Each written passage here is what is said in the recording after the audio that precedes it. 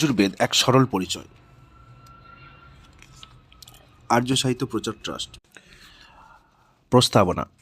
মানবজাতির ইতিহাসে বেদকে সংসারের সর্বাধিক প্রাচীন গ্রন্থ স্বীকার করা হয়েছে। ভারতীয় বৈদিক পরম্পরায় বেদকে ঈশ্বর প্রদত্ত অপৌরুষীয় জ্ঞান মানা হয়েছে। বিভিন্ন শাস্ত্রকার, ধর্মাচার্য, সম্প্রদায় প্রবর্তক, দার্শনিকরা বেদকে মানবের জন্য উপযোগী জ্ঞানের ভাণ্ডার এবং ধর্মাধর্ম, কর্তব্য অকর্তব্য এবং বিধিনিষেধের নির্দেশ বলে স্বীকার করেছেন। বর্তমানকালে আর্য সমাজের প্রবর্তক ঋষি স্বামী দয়ানন্দ লুপ্ত বৈদিক চর্চার পুনরুদ্ধার করলেন এবং জনসাধারণের জন্য বেদে নিহিত শাশ্বত সত্যকে প্রকাশ করার জন্য এইসব গ্রন্থগুলি হিন্দি তথা সংস্কৃতে বিদ্যুৎপূর্ণ ভাষ্য লেখা আরম্ভ করলেন। দৈব দুর্বিপাকে তা তিনি পূর্ণ করতে পারলেন না। স্বামী দয়ানন্দ দ্বারা লিখিত ঋগ্বেদ ভাষ্য সপ্তম মণ্ডলের 61তম সূক্তের 2য় মন্ত্র পর্যন্ত এবং যজুর্বেদের সম্পূর্ণ ভাষ্য আজ পাঠকের জন্য উপলব্ধ। বেদে অধ্যয়ন করার পূর্বে একজন সাধারণ পাঠকের পক্ষে বেদ বিষয়ে কি কি জানা উচিত এ কথা বলার জন্য ঋষি দয়ানন্দ ঋগ্বেদ আদি ভাষ্য ভূমিকা লিখলেন, যার মধ্যে বেদ উৎপত্তি, বৈদিক জ্ঞানের নিত্যতা, বেদ সংজ্ঞা, কোন কোন গ্রন্থের বেদের পঠন পাঠনের অধিকার মনুষ্যমাত্রার আছে এমন বিষয়ের বিবেচনা করা হয়েছে। মনু এবং অন্যান্য সমস্ত আচার্যরা বেদকে মানব উপযোগী জ্ঞান বিজ্ঞানের মূল উৎস তথা সর্ববিদ্যময় মেনেছেন। এই তথ্যের পুষ্টি হেতু দয়ানন্দ এই বেদ ভূমিকায় বেদে নিহিত বিভিন্ন আধ্যাত্মিক, ধার্মিক, দার্শনিক, সামাজিক এবং জ্ঞান বিজ্ঞানমূলক বিদ্যার উপস্থিতি সপ্রমাণ দর্শিয়েছেন। যখন দয়ানন্দ বেদকে সমস্ত বিদ্যার মূল এবং বিভিন্ন জ্ঞান বিজ্ঞানের উৎস বলেছেন, তখন তিনি কোনো নতুন কথা বলেননি। যদি আমরা মনুর মতো মানবীয় সংবিধানের প্রথম নির্মাতার বেদ সম্পর্কীয় সম্মতি জানার চেষ্টা করি, তাহলে আমরা জানতে পারব তিনিও বেদকে সর্বজ্ঞান যুক্ত মানেন, সর্বজ্ঞানময় হি স। সেই সাথে মনু এটাও স্পষ্ট করে দিয়েছেন যে বেদই মানব জাতির বিভিন্ন বর্গকে পিতার, দেব, মনুষ্য সত্য রাস্তা দেখাতে এবং সৎ পথে চলতে সাহায্যকারী সনাতন চক্ষু, এ পরমাত্মার সঙ্গে সর্বদা থাকার নিত্য জ্ঞান। এই জন্য এর প্রতি কোনো সন্দেহ করা উচিত নয় এবং বেদ স্বপ্রমাণকে অন্য কোনো প্রমাণের দরকার পড়ে না। মনুর বক্তব্য এও যে মানব সমাজের ব্রাহ্মণ, ক্ষত্রিয়, বৈশ্য এবং শূদ্র নামধারী 4 তত্ত্ব, দুলোক, অন্তরিক্ষ লোক ও পৃথিবী লোক, ব্রহ্মচর্য, গার্হস্থ্য, বানপ্রস্থ এবং সন্ন্যাস আশ্রমবাসীদের কর্তব্যাদি সমস্ত বিষয় বেদে এসেছে। এটা বলা অতিশয়োক্তি হবে না যে যা কিছু হয়েছে, হচ্ছে এবং ভবিষ্যৎ হবে তা সব বেদ দ্বারাই খ্যাত হয়। বেদকে সর্ববিদ্যার মূল নির্দিষ্ট করে ভগবান মনু বলেছেন যে সেনাপতির কর্তব্য রাজ্য সঞ্চালনের বিদ্যা, দণ্ডনীতি, মানব রচিত নেতৃত্বের গুণ এবং সম্পূর্ণ মানবোচিত নেতৃত্বের গুণ এবং সম্পূর্ণ লোকান্তরকে সুব্যবস্থিত রূপে সঞ্চালিত করার সমস্ত বিষয়বিধান বেদে বর্ণিত হয়েছে। যে পর্যন্ত বেদের সর্বোপরি প্রামাণিকতার প্রশ্ন, সমস্ত শাস্ত্রকার ও দার্শনিকরা একে একমতে বেদের অপৌরুষেয়ত্ব এবং ঈশ্বর কর্তৃত্বকে স্বীকার করে তাকে শাস্ত্রে মূর্ধান্য আখ্যা দিয়েছেন। সাংখ্য দর্শনের আচার্য কপিল তাদেরকে স্বশক্তি বা ঈশ্বরী শক্তি দ্বারা অভিব্যক্ত হওয়ার কারণে শতপ্রমাণ বলেছেন। সেখানে যোগ দর্শনের প্রবক্তা মহর্ষি পতঞ্জল বেদকে সেই আদি গুরু পরমাত্মার জ্ঞান বলেছেন, যা দেশ ও কাল থেকে উপরে। ন্যায় দর্শনের আদ্য প্রবক্তা মহর্ষি গৌতম আয়ুর্বেদের প্রামাণিকতা দিয়ে উপমিত করে বেদকে প্রমাণ মেনেছেন। সেখানে বৈশেষিক দর্শনের প্রস্তুতকর্তা আচার্য কনাদ সমস্ত লৌকিক তথা পারলৌকিক কর্তব্যের উপদেষ্টা এবং পরমাত্মার দিব্য বচন হওয়ার তার মান্যতা ঘোষণা করলেন। মীমাংসা দর্শনের প্রণেতা ভগবান জৈমিনী তাকে ধর্মের বিবেচনায় সর্বাধিক প্রমাণ স্বীকার করেছেন এবং বেদান্ত দর্শনের প্রণেতা আচার্য বদরায়ণ তাকে পরমাত্মা থেকে উৎপন্ন বলে সর্বোপরি ঘোষণা করলেন। সারাংশ হিসেবে বলা যেতে পারে, সমস্ত শাস্ত্র, আচার্য, ধর্ম প্রবক্তা ও ধর্মপ্রচারক বেদের সর্বোপরি প্রামাণিকতা এবং ধর্মের জ্ঞানে তাদের নির্ধারিত নির্ণায়ক ভূমিকা মানেন। যদি ভাগবতকারের সম্মতিতে দেখি, তাহলে জানা যাবে যে তারা বেদ কথিত বাক্যকে ধর্মের সংজ্ঞা প্রদান করেছেন এবং তার থেকে বিপরীত কথনকে অধর্ম বলেছেন।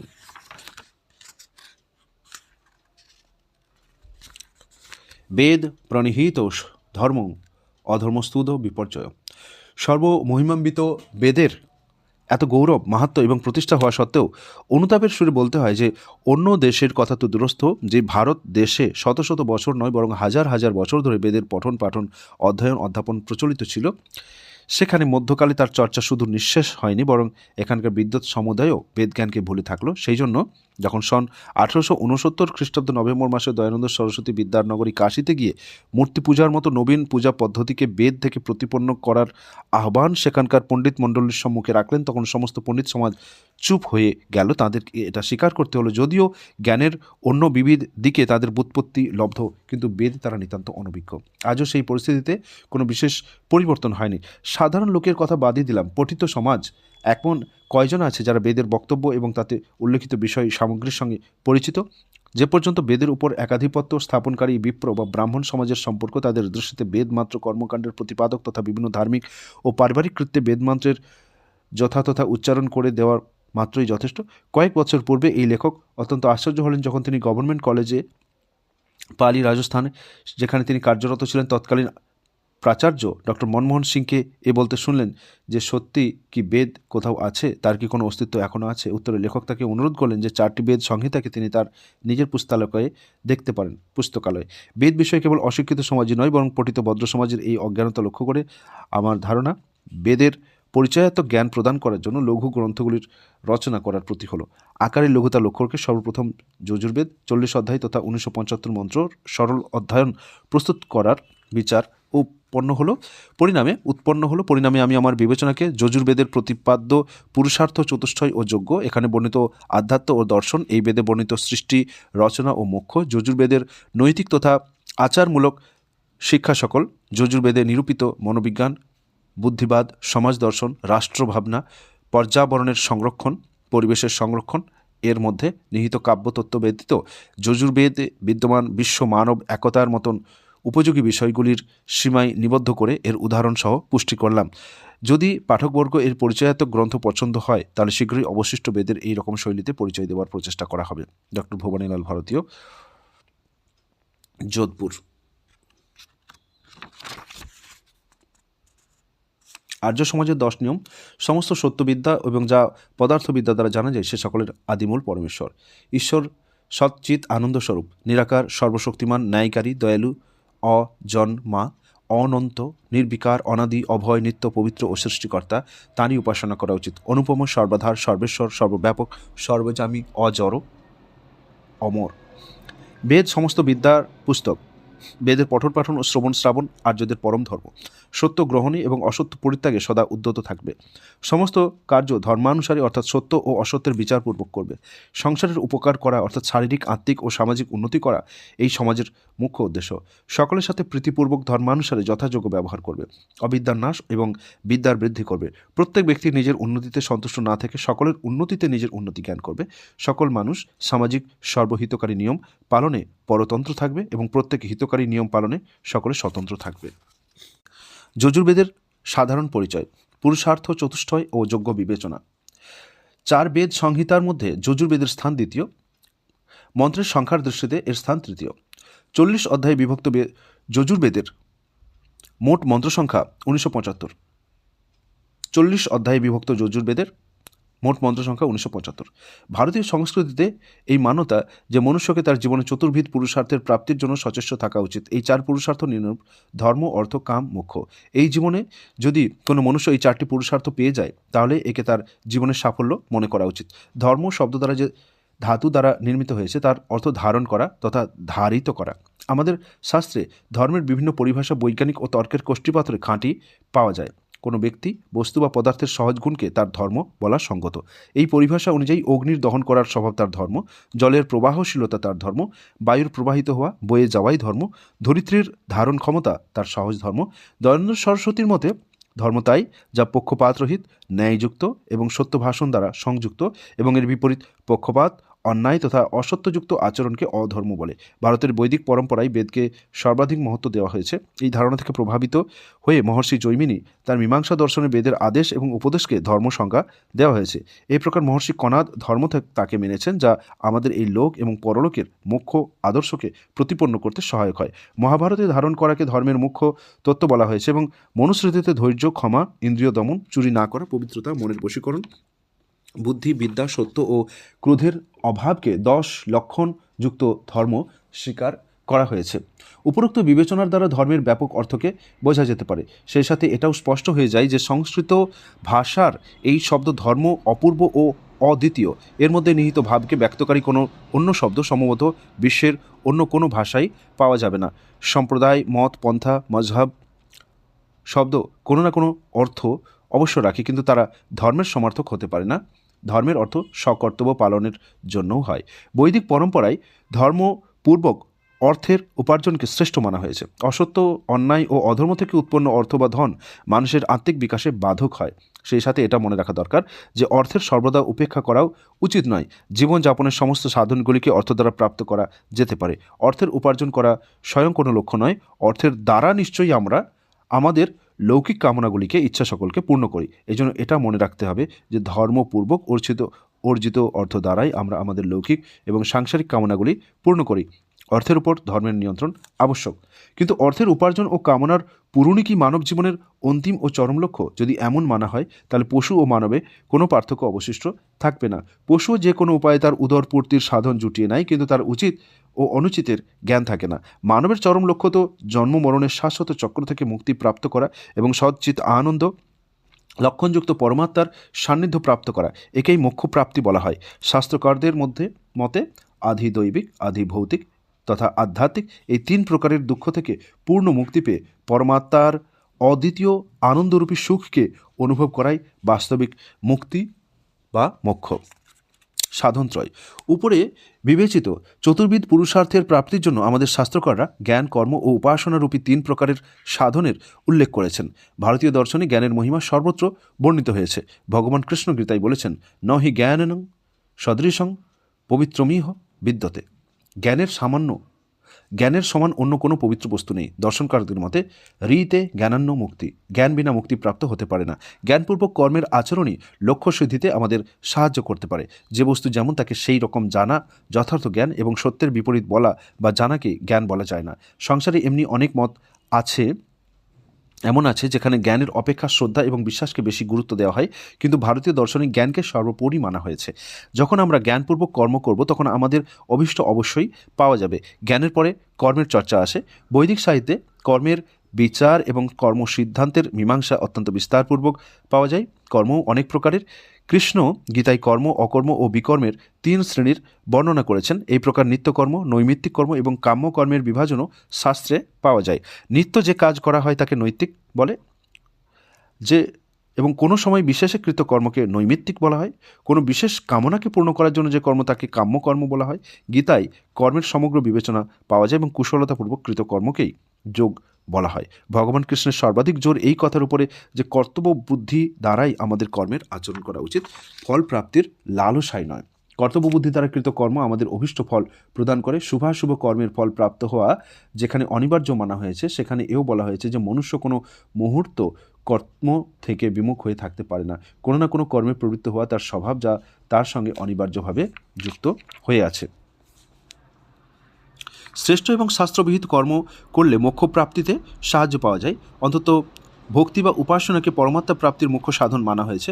যোগ দর্শনেকে ঈশ্বর প্রণিধান বলা হয়েছে। অথচ মহর্ষি শাণ্ডিল্য তথা মহর্ষি নারদ তাদের ভক্তিসূত্রে ভক্তি বা উপাসনাকে ব্যাখ্যাত করেছেন। ঈশ্বরের চরম অনুরক্তি বা প্রেমকে ভক্তি বলা হয়েছে এবং এর অনেক সাধন বলা হয়েছে। পরম্পরাগতভাবে এই ধারণা প্রচলিত যে বেদ ত্রয়ীতে ঋগ্বেদ, যজুর্বেদ ও সামবেদ ক্রমশ জ্ঞান, কর্ম এবং উপাসনার প্রতিপাদন করা হয়েছে। যজুর্বেদকে মুখ্যত কর্মকাণ্ডের প্রতিপাদক বেদ মানা হয়েছে। তথাপি এ বলা যায় না যে এই বেদে কর্ম ব্যতীত অন্য কোনো বিষয়ে আখ্যাত হয়নি। যজুর্বেদে দার্শনিক তত্ত্বের প্রাচুর্য আছে, যেখানে ঈশ্বর, জীব, প্রকৃতি, সৃষ্টি রচনা, জীবন ও মৃত্যু ইত্যাদি অনির্বাচনীয় বিষয়ের উপরেও বহু কিছু সঠিক ও সার্থক চর্চা প্রাপ্ত হয়। সেই সাথে মনুষ্যের আচরণীয় ধর্ম কী, আচারমূলক ধর্ম কাকে বলে এবং সদাচারী ব্যক্তি কোন প্রকারের আচরণ দ্বারা নিজ লক্ষ্য প্রাপ্ত করতে পারে, এও এই সংহিতায় পাওয়া যায়। অনেক লৌকিক ও সাংসারিক বিষয়ের বিবেচনা এবং মানব সমাজের সমক্ষে প্রস্তুত প্রশ্নের উত্তরও আমরা এখানে দেখতে পাই। এই দৃষ্টিতে যজুর্বেদের প্রতিপাদ্য তথা বিবেচ্য বিষয়ের পটভূমিকা যথেষ্ট বিস্তৃত। সাধারণত এটা মানা হয় যে যজুর্বেদের প্রথম 39 অধ্যায় কর্মকাণ্ড পরক, যার মধ্যে দশষ্ঠী অর্থাৎ অমাবস্যার যজ্ঞ, পূর্ণিমার দিন কৃত যজ্ঞ, নিত্যকৃত অগ্নিহোত্র ছাড়া রাজস্ব, অশ্বমেধ ইত্যাদি বড় বড় যাগযজ্ঞের বিধি উল্লিখিত হয়েছে। সর্বং ব্রহ্মজ্ঞানের বিচারকে অন্তিম 40তম অধ্যায়ে দেখা যেতে পারে। এই বক্তব্যে আংশিক সত্যতা রয়েছে। যজুর্বেদের সমস্ত অধ্যায়ে যত্রতত্র এমন পাওয়া যায় যা মানব জীবনের সর্বতোমুখী উন্নতিতে সহায়ক হয় এবং যার দ্বারা মনুষ্য তার নৈতিক উন্নতি করতে পারে। যজুর্বেদকে গদ্যাত্মক বলা হয়। ঋগ্বেদে যে ঋচাগুলি আছে তা ছন্দ বিধান দ্বারা যুক্ত। যজুর্বেদে গদ্যাত্মক মন্ত্রকে কণ্ডিকা বলা হয়। যত্রতত্র গায়ত্রাদি লঘু ছন্দও আছে। বর্তমান যুগে স্বামী দয়ানন্দ যজুর্বেদের উপর সমগ্র সর্বাঙ্গীন ভাষ্য লিখেছেন। এই ভাষ্যে মন্ত্রের দেবতা, ঋষি, ছন্দ ও স্বরের সর্বত্র নির্দেশ করা হয়েছে। মধ্যকালীন ভাষ্যকাররা না কেবল যজুর্বেদ বরং সমস্ত বেদ সম্বন্ধে এই সমান ধারণা ছিল যে বেদের এই সংহিতা ভাগে বৈদিক আর্য দ্বারা প্রবর্তিত এবং তাদের মধ্যে প্রচলিত যাগ যজ্ঞাদির বিধানই পাওয়া যায়। অতএব তারা মাত্র কর্মকাণ্ডপরক দৃষ্টি দিয়ে বেদের অর্থ ও ব্যাখ্যা লিখেছেন। এই দৃষ্টির পরিণাম এই হলো যে এদের দ্বারা রচিত ভাষ্যে প্রত্যেক মন্ত্রের বিনিয়োগও মন্ত্রের সঙ্গে উল্লিখিত হয়েছে। স্বামী দয়ানন্দ বিভিন্ন কর্মে বেদ মন্ত্রের উচ্চারণের বা বিনিয়োগের ঔচিত্যকে স্বীকার করেন, কিন্তু তার বক্তব্য এটা যে কেবল কর্মকাণ্ডের বিবেচনাই বেদের লক্ষ্য নয়। তিনি বেদকে সর্ববিদ্যার ভাণ্ডার এবং মনুষ্যের জন্য উপযোগী লৌকিক ও অলৌকিক জ্ঞানের মূল স্রোত বা উৎস মানেন। তার দৃষ্টিতে বেদের অর্থ পরমার্থিক এবং লৌকিক বা ব্যবহারিক উভয় দৃষ্টি দিয়ে করা উচিত। পরমার্থিক দৃষ্টি দিয়ে বিচার করে তারা এই সিদ্ধান্তে উপনীত হয়েছেন যে বেদের চরম তাৎপর্য ঈশ্বরেই নিহিত। কর্মের প্রতীক যজ্ঞ। কর্মকে প্রধান মেনে যখন যজুর্বেদের অধ্যয়ন করা হয় তখন আমাদের মনোযোগ যজ্ঞের দিকে আকৃষ্ট হয়। বেদের যজ্ঞকে সর্বশ্রেষ্ঠ কর্ম বলা হয়েছে। যজ্ঞ বৈ শ্রেষ্ঠতম কর্ম। সেই সঙ্গে একে সর্বত্র বিদ্যমান বিষ্ণু পরমাত্মার বাচক বলা হয়েছে। যজ্ঞ বৈ বিষ্ণু। এই প্রকারের যজ্ঞে নিহিত অর্থের ব্যাপকতার দিকে আমাদের মনোযোগ আকৃষ্ট হয় যখন আমরা এই নিষ্কর্ষে উপস্থিত হই যে যজ ধাতু দ্বারা নির্মিত যজ্ঞ শব্দ দেব পূজা, সঙ্গতিকরণ ও দান এই তিন কর্মের বাচক। যজ্ঞের দ্বারা আমরা পরম পিতা পরমাত্মার স্তুতি, প্রার্থনা ও উপাসনা করি। সেই সাথে যজ্ঞ সঞ্চালনকারী বিদ্বানদের সৎকারও করি। একেই দেব পূজা বলে। যজ্ঞে মুখ্য রূপে যেসব বিদ্বানদের নির্দেশনে সব ক্রিয়াগুলি সম্পাদন করা হয় তারা সংখ্যায় 4। 1. হোতা। ঋগ্বেদে পরাঙ্গম বিদ্বানকে বলা হয় হোতা। 2. আয়ুর্ধ্ব। যজুর্বেদের জ্ঞাতাকে আয়ুর্ধ্ব নাম দেওয়া হয়েছে। সংস্কৃতে ধর হিংসার বাচক। যে ক্রিয়ায় হিংসা না হয় তাকে অধ্বর বলা হয়। এই অধ্বর শব্দের যজ্ঞের বাচক। যজ্ঞ কর্মের বিধান এবং বিশ্লেষণ যে বেদে করা হয়েছে সে যজুর্বেদ অধ্বর্য বেদ এবং এই বেদের প্রামাণিক জ্ঞাতাকে অয়র্ধ নামে অভিহিত করা হয়। 3. উদ্গাতা। প্রত্যেক যজ্ঞের সমাপ্তির পর গান করার প্রথা ছিল। সামবেদের গানের পৃথক বিধি ছিল। সামবেদের মর্মজ্ঞ এবং সামগানকারী বিদ্বানকে উদ্গাতা নামে অভিহিত করা হয়। 4. ব্রহ্মা। সমস্ত যজ্ঞ কর্মের সঞ্চালক এবং নিজের সঙ্গী যাজ্ঞিকদের দ্বারা যজ্ঞের বিধিকে সঞ্চালনকারীর সংজ্ঞা ব্রহ্মা। তার 4 বেদের প্রামাণিক জ্ঞান হওয়া উচিত এবং যজ্ঞের বিধিবিধানের পরাগ বিদ্বান হওয়ার তার কাছ থেকে আশা করা হয়। সাধারণভাবে যজ্ঞের সমস্ত ক্রিয়া যজমান ও তার পত্নী দ্বারাই সম্পন্ন করানো হয়, কিন্তু তাকে যে নির্দেশ দেয় সে মুখ্য ঋত্বিক ব্রহ্মা হয়ে থাকে। যজ্ঞের দ্বারা অগ্নি, বায়ু, জল ও আকাশাদি ভৌতিক পদার্থে ব্যাপ্ত অশুদ্ধিকে দূর করে তাকে স্বচ্ছ করার কাজও হয়।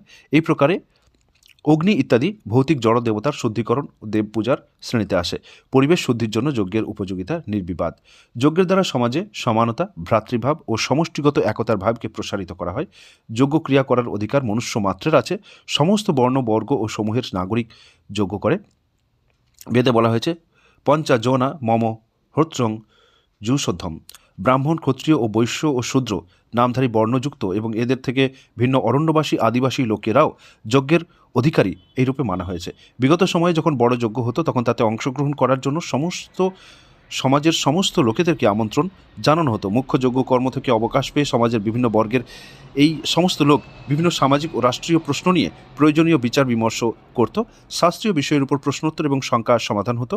এই প্রকার সমাজে সামঞ্জস্য স্থাপিত করার সুযোগ যজ্ঞ থেকেই প্রাপ্ত হতো। যজ্ঞে দান করার ভাবনা নিহিত। নিজের উপযোগের পর নিজের অধিকারের বস্তুকে অন্যের হিতের জন্য ত্যাগ করা দানের কর্ম। যদি যজ্ঞের পরে যজমান দান না করে তাহলে তার এই কার্যের পরিপূর্ণতা সন্দেহের দৃষ্টিতে দেখা হয়। সর্বপ্রথম যজ্ঞকার্য সম্পন্নকারী ব্রহ্মাদি বিদ্বানদের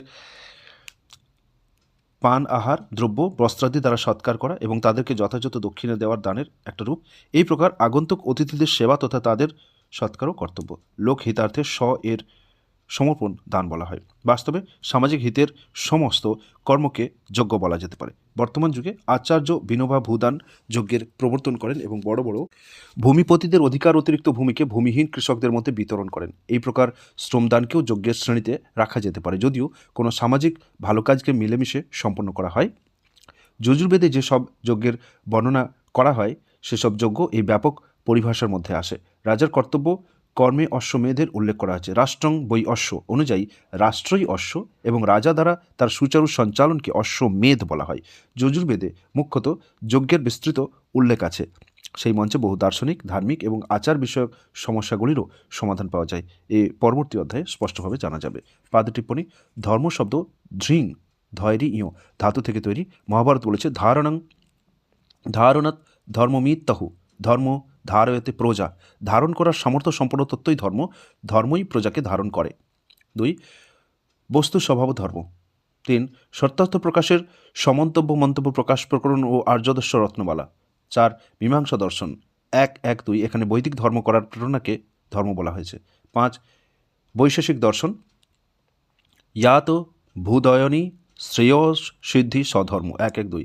6. মনুস্মৃতিতে ধৃতি ক্ষমা দামস্তেয়ং শৌচ মিন্দ্রিয় নিগ্রহ ধীরবিদ্যা সত্যম ক্রোধা দশকং ধর্মলক্ষণং মনু 6:92।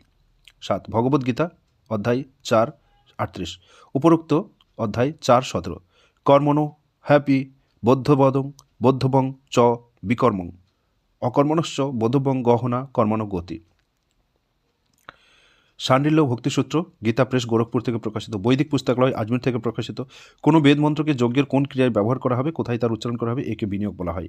দ্রষ্টব্য ঋগ্বেদাধিভাষ্য ভূমিকা দয়ানন্দ দৃষ্টিতে বেদের চরম তাৎপর্য, ঈশ্বর বিবেচনা নিহিত, বেদ বিষয়ক বিচার। শতপথ ব্রাহ্মণ বৈদিক মন্ত্রণালয় আজমির থেকে 1950 প্রকাশিত। শতপথ ব্রাহ্মণ 13.1